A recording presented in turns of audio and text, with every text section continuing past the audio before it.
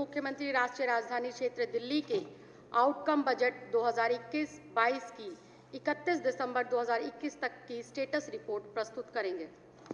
अध्यक्ष महोदय, मैं आपकी अनुमति से राष्ट्रीय राजधानी क्षेत्र दिल्ली के आउटकम बजट 2021-22 की 31 दिसंबर 2021 तक की स्टेटस रिपोर्ट की हिंदी और अंग्रेजी प्रति सदन पटल पर प्रस्तुत करता हूं और इसके संदर्भ में कुछ बातें भी मैं आपकी अनुमति से रखना चाहता हूं। अध्यक्ष महोदय, दिल्ली सरकार के बारे में आजकल जनरल नॉलेज का एक नया टॉपिक सामने आ गया है। जनरल नॉलेज में एक नया सवाल जुड़ गया है देश में कि जो कहा सो किया, इस तरह का कैरेक्टर रखने वाली सरकार देश में कौन सी है। तो 6 विधायकों को छोड़ के पूरे देश का बच्चा बच्चा भी बोलता है कि जो कहा सो किया कहने वाली सरकार करने वाली सरकार कौन सी है। तो बच्चा बच्चा भी बताता है केजरीवाल सरकार। पोस्टर चिपकाने वाली सरकार कौन सी है? वो पोस्टर चिपकाने वाली सरकार कौन सी है? फिल्मों के पोस्टर लगाने वाली सरकार कौन सी है? और जो कहा सो किया करने वाली सरकार कौन सी है? पोस्टर वोस्टर ठीक लगे रात को? गोंद वोंद लोई वोई कम तो नहीं पड़ी? आप लोग पोस्टर लगाओ, काम अच्छा मिल गया आपको, धंधा ठीक है। देखो, पार्षदों की चंदा चोरी बंद हो गई, अब पोस्टर लगाने से थोड़ा बहुत कमाई होगी, क्या करेंगे। अध्यक्ष महोदय, मैं बहुत कहना चाहता हूं कि जो कहा सो किया, इसका जनरल नॉलेज का सवाल अगर बच्चा कहीं से भी पूरे देश में पूछा जाता है तो लोग कहेंगे केजरीवाल सरकार। बहुत तेजी से कहते हैं केजरीवाल सरकार। आज देश में, और मैं कह रहा हूं इनको भी चुनौती देके, इनके भी कई सारे हैं, आज पूरे देश में इतने सारे मुख्यमंत्री हैं और हमेशा रहे हैं। एक मुख्यमंत्री बता दो पूरे देश में जिसने 5 साल सरकार चलाने के बाद चुनाव में जनता के बीच जाके कहा हो, भाई और बहनों, काम किया हो तो वोट देना, नहीं तो वोट मत देना। एक सरकार बता दो, एक सरकार बता दो, एक सरकार बता दो। एक सेकंड देखिए, एक सरकार, एक सेकंड अध्यक्ष महोदय, एक सरकार बता दो। विपक्ष के साथियों से मेरा निवेदन, अभी थोड़ी देर पहले मैंने आपके व्यवहार की तारीफ करी है, अनुशासन बनाकर रखें। उप मुख्यमंत्री जी बोल रहे हैं, इस तरीके से आपको बीच में बोल। हाँ, मैं पूरे सदन को कह रही हूँ, अध्यक्ष महोदय, मैं पूरे सदन को कह रही हूँ, लेकिन हूटिंग आप लोग कर रहे हैं, हूटिंग आप लोग कर रहे हैं। मैं ये वक्तव्य पूरे सदन के लिए है, लेकिन आप लोग हूटिंग करें, शोभा नहीं देती ये बात। हाँ जी अध्यक्ष महोदय, अध्यक्ष महोदय, पूरे देश में एकमात्र मुख्यमंत्री हैं जो किसी दूसरे राज्य में चुनाव लड़ने जाते हैं, पंजाब के लोगों को भी जाके कहते हैं कि पंजाब के भाइयों बहनों, अपने दिल्ली के रिश्तेदारों से पूछ लो, अगर दिल्ली में काम किया हो तो वोट देना और पंजाब में भी वोट देना। एकमात्र है। तो अध्यक्ष महोदय, 5 साल पहले जो कहा सो किया को सिर्फ जुमलों की नहीं, काम की कसौटी पे खरा उतारने के लिए और कस के देखने के लिए हमने एक नई परंपरा शुरू की। इस देश की विधानसभा में पहली बार शुरू की आउटकम बजट। इस आउटकम बजट में हम ये बताते हैं कि पिछले 1 साल के दौरान इसी विधानसभा में 1 साल पहले जो बजट हम पास करा के लेके गए, सरकार पास करा के लेके गई, उसमें जितनी योजनाएं बनाई उनमें से कौन सी कहां खड़ी है, कौन सी आगे बढ़ गई 100%, कौन सी 80% पे खड़ी है, कौन सी किस कारण से शुरू नहीं हुई, सब कुछ यहाँ बताते हैं और ब्लैक एंड व्हाइट में बताते हैं। पूरे देश में कहीं नहीं होता, किसी विधानसभा में नहीं होता। किसी मुख्यमंत्री और किसी वित्त मंत्री की हिम्मत नहीं है जो अपनी विधानसभा में जाके आउटकम बजट पेश कर दे। केवल और केवल दिल्ली सरकार ऐसी सरकार है जो पिछले 5 साल से ये बजट पेश कर रही है। वो एक हमारे बहुत, मैं एक आध बार और भी जिक्र कर चुका हूँ, बड़े मशहूर शायर हुए हैं अदम गोंडवी साहब। उन्होंने एक शेर लिखा है कि जो उलझ कर रह गई है फाइलों के जाल में, गांव तक वो रोशनी पहुंचेगी कितने साल में। तो सारी की सारी रोशनियां फाइलों के जाल में ही उलझी रहती हैं, और बाद में कहीं कोई पत्रकार टीवी में पूछ ले कि भाई वो क्या हुआ तेरा वादा, तो बोलते हैं वो तो जुमला था, ऐसे ही बोल दिया था। इनको पता है मैं किसके बारे में बात कर रहा हूं। तो वो तो टीवी के इंटरव्यू में भी बोल दिया जी वो 15 लाख तो जुमले थे जी, ऐसे ही बोल देते हैं। हम ये फाइलों के जाल में नहीं फंसाते और जुमलों के जाल में नहीं फंसाते। जो कहते हैं वो करके दिखाते हैं, और जो कहा है वो आगे भी करके दिखाएंगे। हमने खुद को अकाउंटेबल बनाने के लिए परंपरा शुरू की, ताकि इस सरकार में ये परंपरा बने कि कोई भी मंत्री, कोई भी वित्त मंत्री, मुख्यमंत्री यहां से खड़े होके योजना बना के सदन के पटल पर रख के पास करा के लेके जाते हैं। उनका हुआ क्या? तो आमतौर पे 280 क्वेश्चन उन सब में कितने उठते हैं, कितने नहीं उठते, लेकिन असली है कि आउटकम बजट में एक एक योजना रखें, एक एक चीज रखें। इसलिए मैं आज आउटकम बजट के प्रति सदन पर रख रहा हूं। इसमें लिखा हुआ है कि हमारी हर एक योजना कहां किस पायदान पे 31 दिसंबर तक खड़ी है, और पूरे देश में कहीं ये रिपोर्ट बनती हो इस तरह की आउटकम रिपोर्ट तो बता देंगे पूरे देश में। मैं दो शब्द हैं अध्यक्ष महोदय, इससे पहले कि मैं थोड़ा सा आउटकम की इस रिपोर्ट के बारे में और कहूं। ये आउटपुट और आउटकम, ये दो शब्द हैं, इनके पीछे का भाव क्या है कि हमने पैसा दिया, यहां से विधानसभा से हम पैसा अप्रूव करा के ले गए किसी योजना के लिए, किसी प्रोजेक्ट के लिए, और उस योजना या प्रोजेक्ट का आउटपुट क्या रहा और आउटकम क्या रहा। उस प्रोजेक्ट का या योजना का आउटपुट तो यह है कि उससे कोई इंफ्रास्ट्रक्चर खरीदा गया, बनाया गया, उसको इन्वेस्ट करके कहीं कोई बिल्डिंग बनाई गई, या कहीं कोई पुल बनाया गया, या कहीं कोई मशीन खरीदी गई, या कोई सर्विस हायर की गई, ये उसका आउटपुट है।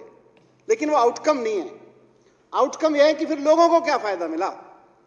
आपने मशीन लेके खड़ी कर ली, आपने कुछ बना खड़ा कर लिया, आउटकम क्या मिला? तो उस आउटकम का बजट में लेके आया हूं आपके पास। अगला बजट लेके आने से पहले उसमें पूरी डिटेल इसमें है, एक एक योजना की डिटेल इसमें है जो पिछले साल के बजट में थी।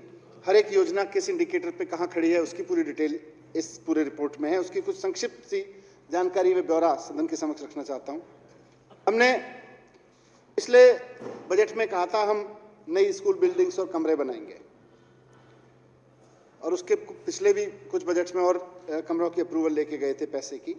13,181 कमरे बनके तैयार हो गए हैं। और मुझे ये भी बताते हुए सदन को खुशी हो रही है कि क्योंकि कमरे बढ़ गए, स्कूलों की संख्या बढ़ गई, स्कूलों के साइज बढ़ गए, वहां की सुविधाएं बढ़ गई, पढ़ाई की क्वालिटी बढ़ गई, तो आज बहुत गर्व के साथ मैं आपको बताना चाहता हूं और इस सदन को सूचित करना चाहता हूं कि दिल्ली के सरकारी स्कूलों में पढ़ने वाले बच्चों की संख्या 15 लाख से बढ़ के 18 लाख हो गई है। इससे 3 लाख बच्चे बढ़ गए, करीब करीब 3 लाख बच्चे बढ़ गए। हमने कहा था एसओएससी खोलेंगे 20 स्कूल ऑफ स्पेशलाइज एक्सीलेंस, पिछले बजट में बात रखी थी। 20 स्पेशलाइज स्कूल ऑफ एक्सीलेंस ने काम करना शुरू कर दिया है और 2300 बच्चे इसमें पढ़ रहे हैं। ये आउटकम है इसका। इस बार हम इस साल हमने तैयारी की है, 11 स्कूल और जोड़ रहे हैं और धीरे धीरे इसकी संख्या 100 करेंगे। और ये स्पेशलाइज स्कूल कितना क्वालिटी इंटरवेंशन, लोगों की जिंदगी में कितना बड़ा बदलाव ला रहे हैं, पढ़ाई की क्वालिटी में कितना बड़ा इंटरवेंशन है, आप इसी से अंदाजा लगा सकते हैं कि 11 स्कूल और खुल जाएंगे। सारे मिला के इस अगले सत्र से जो शुरू होंगे 31 स्कूलों में 4800 सीट हैं उसमें, और 4800 सीटों में एडमिशन के लिए हमारे पास में 80,000 एप्लीकेशन आ रहे हैं। 80,000 एप्लीकेशन, ये किसी सरकारी स्कूल में नहीं होता। किसी सरकारी स्कूल के लिए इतनी बड़ी मांग नहीं होती। हमने कहा था हम दिल्ली का अपना एजुकेशन बोर्ड बनाएंगे, और खाली ये नहीं कि सीबीएसई की तरह से, यूपी बोर्ड की तरह से, बिहार बोर्ड की तरह से एक और बोर्ड बना के खड़ा कर दिया और उसमें बस बच्चे को पढ़ना लिखना आए कि नहीं आए बस पास करके टॉपर बना के दे दिया करेंगे, जैसा कि कई जगह होता रहता है। इस तरह का बोर्ड नहीं बनाना था। बोर्ड बनाना था कि जहां तक सीबीएसई क्वालिटी को लेके आया उससे 4 कदम और आगे क्वालिटी लेके जाएंगे। और आज दिल्ली का अपना स्कूल एजुकेशन बोर्ड बन चुका है, काम करना शुरू कर दिया है। उसके अधीन कई स्कूल आ गए हैं, और उसने आईबी कैरिकुलम, आईबी बोर्ड जो इंटरनेशनल बोर्ड है, इंटरनेशनल बैकलॉरेट बोर्ड है, उसके साथ टाई अप करके वर्ल्ड क्लास एजुकेशन पे काम करना शुरू किया है, वर्ल्ड क्लास असेसमेंट सिस्टम पे काम करना शुरू किया है। और जो अब हमारा दिल्ली का अपना बोर्ड बना है आईबी के साथ मिलके, उसमें स्कूल शामिल हो गए हैं, और अब 2312 बच्चे अगले साल इसका एग्जाम देंगे और धीरे धीरे इसका विस्तार होता रहेगा। 10वीं और 12वीं की परीक्षा अगले सत्र में, क्योंकि 9वीं और 11वीं में हमने एडमिशन लिए इस बोर्ड के तहत। सीबीएसई अपने भी 9वीं और 11वीं में लेता है एडमिशन, हमने भी नए बोर्ड के तहत लिए। 2312 बच्चों के एग्जाम अगले साल होंगे। ये एक बहुत बड़ी उपलब्धि है हमारे लिए। और हमने कहा था यहाँ सदन में देशभक्ति पाठ्यक्रम लागू करेंगे स्कूलों में। सारे स्कूलों में देश में पहली बार देशभक्ति पाठ्यक्रम लागू किया गया और अगले साल से प्राइवेट स्कूलों में भी लागू कर दिया जाएगा और 18 लाख बच्चे लगातार रोजाना देशभक्ति की क्लास ले रहे हैं। हमने कहा था हम बिजनेस ब्लास्टर का प्रोग्राम लेके आएंगे। सारे गवर्नमेंट स्कूलों में इस बार से बिजनेस ब्लास्टर का प्रोग्राम लागू किया गया। 3 लाख 11वीं और 12वीं में पढ़ने वाले 3 लाख बच्चों को सीड मनी दिया गया जो इस सदन ने पास किया था। 51,000 बिजनेस आइडियाज बच्चों ने तैयार किए और उन 51,000 बिजनेस आइडियाज में से इतने शानदार बिजनेस आइडियाज थे कि चारों तरफ से इंटरनेट पे उनकी पब्लिसिटी देख के लोगों ने उसमें इन्वेस्टमेंट करना शुरू किया और उसके टॉप 126 आइडियाज को लेके जब हमने एग्जीबिशन लगाई उनके और इन्वेस्टमेंट समिट लगाया तो देश के सिर्फ और सिर्फ देख के कि यंग एंटरप्रेन्योर्स निकल के आ रहे हैं, 11वीं 12वीं के बच्चे से एंटरप्रेन्योर्स निकल के आ रहे हैं, तो देश भर से, मैं खुद वहां गया था, कानपुर से, देहरादून से, चंडीगढ़ से, जाने कहां से उसमें इन्वेस्टर्स आए थे और वहां 126 हमारे बच्चों की 126 कंपनीज में इन्वेस्टमेंट हो रहा है। और उसमें बड़ी चीज ये है कि हम पकौड़ा बेचने वाले की बात नहीं कर रहे हैं। हमारे बच्चे जब पढ़ के जा रहे हैं तो हम उनको आगे पढ़ाने की बात कर रहे हैं। हम कह रहे हैं बिजनेस के आइडियाज लाओ, सफलतापूर्वक करके दिखाओ। आपके अंदर अगर अच्छा एंटरप्रेन्योर बनने की क्षमता है तो हम आपको आगे उसी की पढ़ाई कराएंगे और देश की टॉप यूनिवर्सिटीज में कराएंगे। तो हमारे जो ये बच्चे इन 126 कंपनियों को बनाने वाले निकले हैं, इन 126 कंपनियों को, स्टार्टअप्स को बनाने वाले बच्चों को आगे की पढ़ाई भी मिल सके और एंटरप्रेन्योरशिप में ही मिल सके, मैनेजमेंट में ही मिल सके, इसके लिए हमने DTU, IG DTUW, IP university, NSUT जैसी वर्ल्ड क्लास यूनिवर्सिटीज में जहां बच्चे पढ़ने के लिए बड़े बड़े कंपटीशन देते हैं, बड़ी बड़ी कोटा जाके तैयारियां करते हैं कि मेरा एडमिशन DTU में हो जाए। आज मैं गर्व के साथ बता रहा हूं कि इन सारी यूनिवर्सिटीज में हमारे यहाँ 673 सीट्स हमने बिजनेस ब्लास्टर के बच्चों के लिए बनाई हैं कि बिजनेस ब्लास्टर के कंपटीशन में जो बच्चे बढ़िया परफॉर्म करेंगे उनमें से 673 seats IP university, DTU, IG DTUW, NSUT, इन सारी यूनिवर्सिटीज में जो दिल्ली की स्टेट यूनिवर्सिटीज हैं, इसमें एडमिशन मिलेगा सीधे। उनको फिर कोई कंपटीशन देने की जरूरत नहीं पड़ेगी, सीधे इसमें एडमिशन हो जाएगा DTU जैसी यूनिवर्सिटी में। और इसमें अगले साल से बिजनेस ब्लास्टर का प्रोग्राम अभी हमने केवल गवर्नमेंट स्कूल में किया था, अगले साल से हम इसको प्राइवेट स्कूलों के बच्चों के लिए भी करेंगे, क्योंकि देश को नौकरी देने वाले चाहिए। नौकरी मांगने वालों से खाली काम नहीं चलेगा और नौकरी देने वाले प्राइवेट स्कूलों से भी निकल के आएंगे और गवर्नमेंट स्कूलों से भी निकल के आएंगे। तो इसको हमने शुरू कर दिया है। हम इस सदन में पास करा के ले गए थे कि देश के मेंटर प्रोग्राम शुरू करेंगे। सारे स्कूलों में शुरू हुआ। देश के 50,000 नौजवानों ने बहुत रोकने की कोशिश की, इसको तरह तरह के इधर उधर के ऑब्जेक्शंस लगाने की कोशिश की, लेकिन 50,000 पढ़े लिखे नौजवान आगे आए और उन्होंने 1 लाख बच्चों को, 9वीं से 11वीं 12वीं के हमारे 1 लाख बच्चों को मेंटरिंग की है गवर्नमेंट स्कूल में पढ़ने वाले, उनका बड़ा भाई, उनकी दीदी बनके। हायर एजुकेशन में हमने कहा था हम स्पोर्ट्स यूनिवर्सिटी लेके आएंगे। मुझे बहुत खुशी है कि पिछले साल इसका बजट पास करा के आपसे ले गए थे। इसके इंफ्रास्ट्रक्चर पे काम शुरू हो गया है और इसका एक सिटी कैंपस बना के तैयार कर दिया है और इस साल से, माने नेक्स्ट एकेडमिक सेशन से, इसमें करीब 250 बडिंग स्पोर्ट्स पर्सन्स, जिनको आगे आने वाले समय में हम ओलंपियन के रूप में भी देख सकते हैं, उस तरह के 250 बडिंग स्पोर्ट्स पर्सन्स को अगले साल से एडमिशन देने की प्रक्रिया शुरू हो जाएगी। इसी तरह से पिछले साल हमने इसी सदन से टीचर्स यूनिवर्सिटी का बिल भी पास किया था और इसका बजट भी पास करा के ले गए थे। इसका बिल पास करा के एक्ट बन गया, नोटिफाई हो गई। इसका बक्करवाला में कैंपस आइडेंटिफाई कर लिया गया है जहां पे इंफ्रास्ट्रक्चर का काम शुरू हो रहा है और सिटी कैंपस इसका शुरू हो गया और इस पे भी अगले साल से एडमिशन शुरू हो जाएगा टीचर्स बनाने के लिए। हमने मेरिट कम मीन्स स्कॉलरशिप का बजट पास कराया था यहाँ से। पिछले साल हमने 3700 बच्चों को मेरिट कम मीन्स में, गरीब परिवारों के बच्चों को आर्थिक मदद की थी। इस बार हमने 7,000 बच्चों को उनके इंजीनियरिंग, मेडिकल और इन सब पढ़ाइयों के लिए मदद की है। 48 करोड़ रुपए की राशि यहाँ से दी गई है। टेक्निकल एजुकेशन में Delhi skill and entrepreneurship university की स्थापना की गई थी, उसका बजट हम यहाँ से पास करा के ले गए थे। उसके 15 कैंपस में पढ़ाई शुरू हो गई है। 6,300 बच्चे वहाँ पे पढ़ रहे हैं और 11 कैंपस अगले साल से शुरू कर देंगे काम करना और उसमें भी 2,500 बच्चों के लिए और सीट खुल जाएंगी। तो इस तरह से करीब 7,500 8,000 बच्चों के लिए नए पढ़ाई के अवसर स्कूल के बाद के खुल गए हैं। हमने पिछले बार यहाँ प्रस्ताव रखा था कि दिल्ली में योग को पॉपुलर बनाने के लिए योगशाला चलाएंगे, और दिल्ली की योगशाला का पूरा प्रोग्राम चल रहा है। 370 केंद्रों पर करीब 9000 लोग रोजाना सुबह दिल्ली सरकार के द्वारा हायर किए गए इंस्ट्रक्टर्स से, दिल्ली सरकार के द्वारा ट्रेन किए गए और हायर किए गए इंस्ट्रक्टर्स से योग कर रहे हैं, योग और मेडिटेशन सीख रहे हैं। योग इस तरह से आगे बढ़ेगा।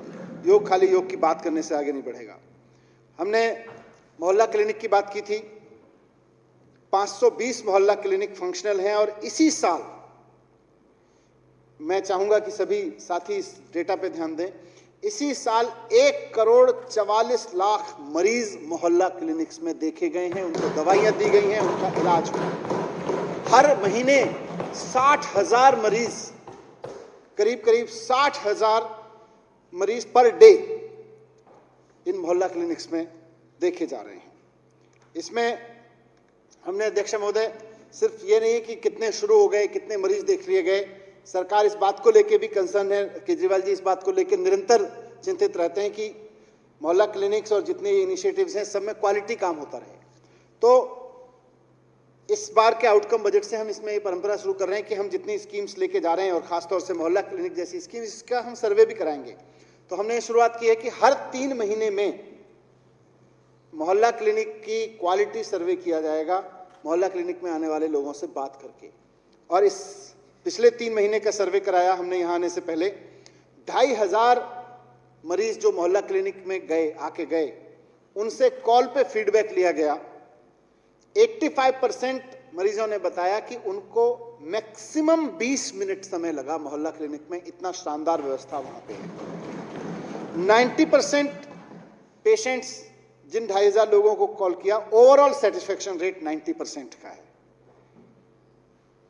इससे हमें एक-एक, क्योंकि ये जो डेटा है जो हम सर्वे करा रहे हैं, फीडबैक सर्वे करा रहे हैं, इससे हमें एक-एक मोहल्ला क्लिनिक के बारे में पता चलता रहेगा सरकार को, कौन सी मोहल्ला क्लिनिक में कौन डॉक्टर या कौन अटेंडेंट या कौन सी व्यवस्था गड़बड़ हो रही है। तो हर 3 महीने में अब ये सर्वे हम कराते रहेंगे मोहल्ला क्लिनिक का। हॉस्पिटल्स में भी हमने ये परंपरा शुरू की है। हमने इस सदन से बजट लिया था और हमने कमिट किया था 10,000 से शुरू किया। हम इसमें बिस्तरों की संख्या बढ़ाएंगे, बेड्स की 10,000 बेड से बढ़ा के 13,844 बेड्स हो गए हैं दिल्ली के सरकारी अस्पताल में। इसमें भी हमने फीडबैक की परंपरा शुरू की है, क्योंकि हेल्थ डिपार्टमेंट की डे टू डे फीडबैक लेनी बहुत जरूरी है। तो हर 3 महीने में अब से हेल्थ डिपार्टमेंट में सरकारी अस्पतालों का भी इसी तरह से फीडबैक लिया जाएगा। और पिछले 3 महीने में 2200 पेशेंट्स का सर्वे किया गया। 77% ओवरऑल सेटिस्फेक्शन है। कोविड इंफ्रास्ट्रक्चर में, क्योंकि कोविड का साल था पिछला साल भी, और अभी भी कहीं ना कहीं हवा में तो बात होती है, हो सकता है ईश्वर ना करे, लेकिन हमको तो तैयार रहना ही रहना है। पिछले बार जब हम आए थे तो 3,865 बेड्स थे ऑक्सीजन के। पिछले 1 साल में हमारे हेल्थ डिपार्टमेंट और पीडब्ल्यूडी और तमाम लोगों ने मिलकर मेहनत करके सरकार ने 9,243 ऑक्सीजन बेड्स हो गए। 3,865 बेड से बढ़ के, ऑक्सीजन बेड से बढ़ के संख्या सरकारी अस्पतालों में परमानेंट ऑक्सीजन बेड्स हैं। अब ये कोविड और नॉन कोविड के लिए इंफ्रास्ट्रक्चर बन गया है, लेकिन ऑक्सीजन बेड्स 9,243 हो गए हैं। 534 आईसीयू बेड्स थे, इनकी संख्या बढ़ के अब 2,091 हो गई है, 2091 हो गई है। अध्यक्ष महोदय, कोविड की एक बात होती है तो वैक्सीन की भी होती है, और जब वैक्सीन की बात होती है तो तुरंत वहां से नारा लगने लगता है। मैं बताता हूं कि दिल्ली में 100% वैक्सीन फर्स्ट डोज लग चुकी है, 90% वैक्सीन सेकंड डोज एडल्ट्स को लग चुकी है, 70% टीन्स को दोनों डोजेज लगाई जा चुकी हैं, और ये हाईएस्ट इन इंडिया है, पूरे देश में सबसे ज्यादा है। जहां जहां भारतीय जनता पार्टी की सरकार है उनसे भी, और जहां किसी और पार्टी की सरकार है उनसे भी ज्यादा है। तो मैं इनको कहना चाहता हूं, ये बात ठीक है, शुरू में मोदी जी विदेशों को वैक्सीन भेज रहे थे, फिर जब शोर मचाया तो देश के लिए भी देना शुरू किया। मोदी जी वैक्सीन दे जरूर ले, लेकिन लगवा नहीं पा रहे, लगवा तो केजरीवाल जी पा रहे हैं। तो मैं बीजेपी वालों को भी कहना चाहता हूं कि देखो, मोदी जी वैक्सीन दे देंगे, लगवाएंगे नहीं, लगवाएंगे तो केजरीवाल जी। आपके बच्चों को भी वैक्सीन इसलिए लग पाई क्योंकि केजरीवाल जी हैं, खाली मोदी जी के भरोसे रहते तो बिना वैक्सीन के रह जाते। देख लो हरियाणा वालों को जाके, बीजेपी के कार्यकर्ताओं को भी नहीं लगी अभी तो।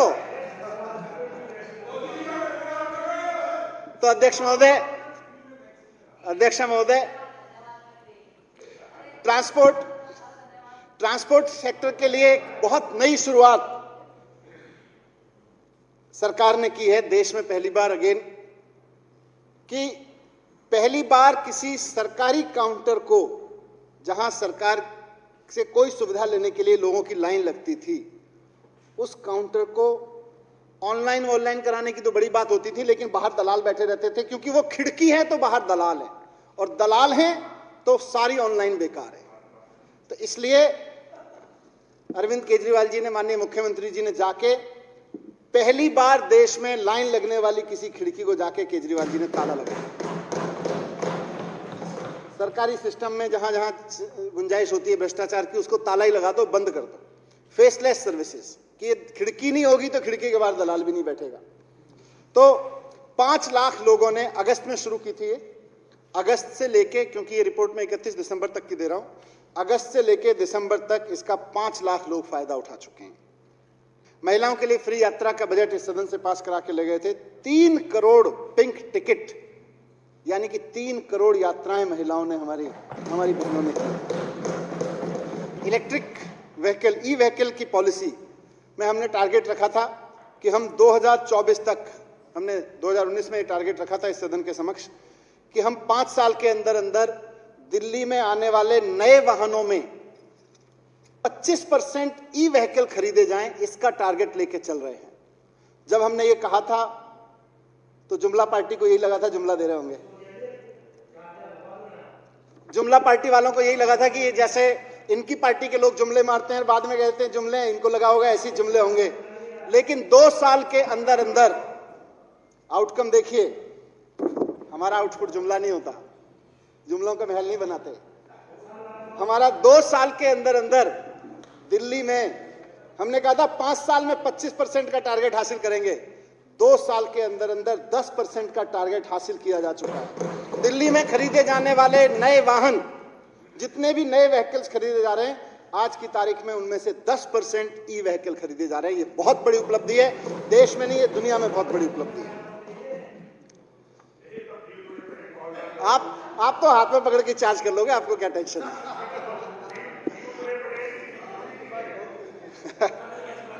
नाले से गैस बन, नाले में पाइप डालो तो गैस बन जाती है आपके यहाँ पे, चाय गर्म हो जाती है आपकी। इसीलिए एनसीडी के नाले भर के रखते हैं। अध्यक्ष महोदय, महिला विभाग के लिए मैं खुशी से बताना चाहता हूं कि दिल्ली सरकार विमेन इन डिस्ट्रेस के साथ हमेशा कदम से कदम मिला के खड़ी रहती है, परिवार की तरह से। मुख्यमंत्री अरविंद केजरीवाल जी हमेशा एक परिवार के बड़े भाई की तरह से खड़े रहते हैं। दिल्ली में 2.5 लाख महिलाओं को विमेन इन डिस्ट्रेस की स्कीम का फायदा मिल रहा था, उनकी संख्या बढ़ के अब 3,10,000 हो गई है। उनको पेंशन जो मिलती है और जो सहायता मिलती है। पीडब्ल्यूडी में हमने कहा था 500 फ्लैग्स लगाएंगे आजादी की 75वें वर्ष पे। 15 अगस्त से इसको शुरू करेंगे और अगले 15 अगस्त तक लगा देंगे। ये पूरा प्रोग्राम बहुत ट्रैक पे चल रहा है। कोविड और इन सब के लॉकडाउन के बीच भी कुछ स्लो हुआ बीच में, लेकिन फिर से स्पीड पकड़ गया है। और आप अभी तो 125 फ्लैग लगे हैं पूरी दिल्ली में एज ऑन टुडे।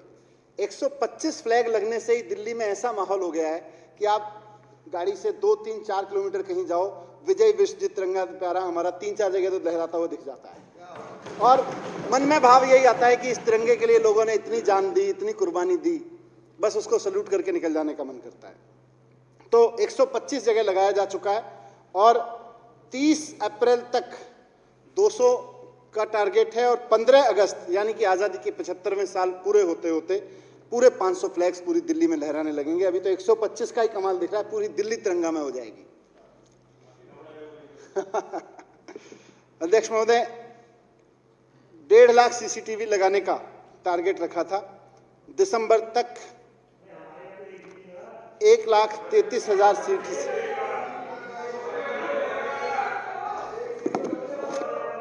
अब आप रोकने वाले हैं, ये तो सीसीटीवी लगवाने वाले कहाँ हैं। 1,33,000 सीसीटीवी लगवाए जा चुके हैं और टोटल 2,75,000 सीसीटीवी लगवाए जा चुके हैं। पूरी दिल्ली में 2,75,000 झूठ के 2 बुलंदे लाख का अध्यक्ष महोदय 2,75,000 सीसीटीवी पूरी दिल्ली में लगवाए जा चुके हैं। इनके नेता भी ढूंढ रहे थे, मैं बता देता हूं, उसका जवाब देता हूं। हाँ, इनके एक बहुत बड़े नेता हैं अध्यक्ष महोदय, सुन लीजिए। अरे सच सुनिए, हिम्मत सुनिए। सुन लीजिए। इनके अगर आपके यहाँ नहीं लगा, आप लिख कर दे दीजिए, लगवा दिए जाएंगे। अध्यक्ष महोदय, अभी बहुत बड़ा उदाहरण आ रहा है, सुनिए। इनके एक महामहिम नेता हैं, इनके अध्यक्ष महोदय आप इधर ध्यान दीजिए, आप उनको कहने दीजिए, शांति बनाए रखें। उनको छोड़ दीजिए, वह शांत है, दिल से अशांत है बेचारे, क्या करें, रात को पोस्टर कम लगे, इनके पोस्टर की लेई कम पड़ गई थी बेचारों की, पोस्टर की लेई कम पड़ गई थी बेचारे, क्या करें, दुखी हैं, रात को सोने नहीं देते इनको फिल्मों वाले, बोले हमारे पोस्टर लगाओ, हमारे पोस्टर लगाओ, दिहाड़ी नहीं मिलेगी। खैर अध्यक्ष महोदय, इनके एक बहुत बड़े नेता ने दिल्ली में, देश के गृह मंत्री जी हैं वो, उन्होंने बयान दिया, मैं दूरबीन लेके सीसीटीवी कैमरे ढूंढ रहा हूं। मैंने कहा गृह मंत्री जी, सीसीटीवी गलियों में लगे होते हैं, आसमान में नहीं, दूरबीन की जगह नंगी आंखों से देख लेते तो उसी गली में दिख जाते जिसमें आप घूम रहे थे। और मैंने ये 2,75,000 जो सीसीटीवी लगाए हैं, 2,75,000 में से ही जिस गली से वो निकले, एक मिनट 2,75,000 सीसीटीवी जो लगाए गए पूरी दिल्ली में, उसी में से कुछ सीसीटीवीज में जहां से गृह मंत्री जी निकले वहीं उनकी फुटेज कैद हो गई। मैंने कहा आप केजरीवाल सरकार के लगाए सीसीटीवी में गृह मंत्री जी की फुटेज पूरी तरह से है, ये रही वो सीसीटीवी है। वो दूरबीन लेके आसमान में ढूंढते रहे, जमीन पे सीसीटीवी लगे थे लाजपत नगर में। तो ये तो दूरबीन लेके अपने नेता की तरह आसमान में सीसीटीवी ढूंढ रहे हैं, वहां तो मिलेंगे नहीं, सड़कों पे मिलेंगे, गलियों पे मिलेंगे।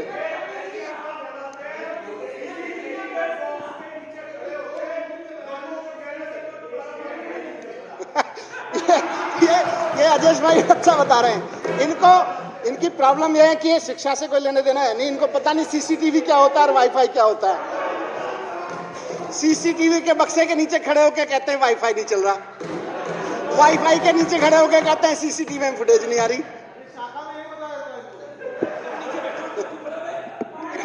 तो अध्यक्ष महोदय, 2,75,000 सीसीटीवी पूरी दिल्ली में लगाए जा चुके हैं। 2,75,000 सीसीटीवी पूरी दिल्ली में लगाए जा चुके हैं, और पूरी दुनिया में सीसीटीवी का इतना डेंस नेटवर्क कहीं नहीं है जितना यहां है, खुद फोर्ब्स की रिपोर्ट कहती है। वाईफाई